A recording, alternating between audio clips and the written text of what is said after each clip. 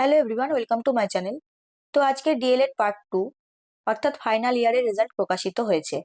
Result check করার link আমি ডেসক্রিপশনে দিয়ে রেখেছি। তোমরা লিঙ্কে ক্লিক করে ডাইরেক্ট ওয়েবসাইটে গিয়ে নিজের নিজের রেজাল্ট দেখতে পারো।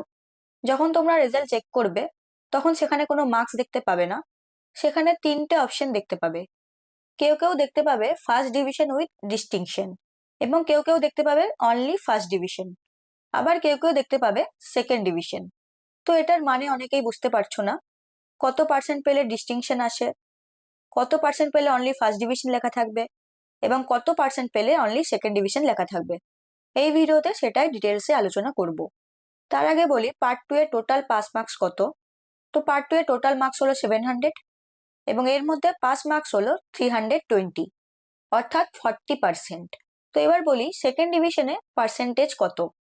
যাদের মার্কস 40% থেকে 59%-এর মধ্যে আছে তাদের ক্ষেত্রেই সেকেন্ড ডিভিশন লেখা দেখাবে, অর্থাৎ যাদের নাম্বার 320 থেকে 419-এর মধ্যে আছে তারাই সেকেন্ড ডিভিশনে পাস করেছো। এরপর বলি কত পার্সেন্ট পেলে অনলি ফার্স্ট ডিভিশন দেখাবে। যারা 60% থেকে 79%-এর মধ্যে পেয়েছো তাদের ক্ষেত্রেই অনলি ফার্স্ট ডিভিশন লেখা দেখাবে, অর্থাৎ তারা 420 থেকে 559-এর মধ্যে নাম্বার পেয়েছো। এরপরে যারা 80% থেকে 100%-এর মধ্যে পেয়েছো তাদের ক্ষেত্রেই লেখা দেখাবে ফার্স্ট ডিভিশন উইথ ডিস্টিংশন। তাদের ক্ষেত্রে নাম্বার হবে 560 থেকে 700-এর মধ্যে। আশা করছি এই বিষয়টা তোমাদের কাছে ক্লিয়ার হলো। তো কারা কারা ডিস্টিংশন পেয়েছো বা কারা কারা ফার্স্ট ডিভিশন এবং সেকেন্ড ডিভিশনের মধ্যে আছো তারা অবশ্যই কমেন্টে জানিও।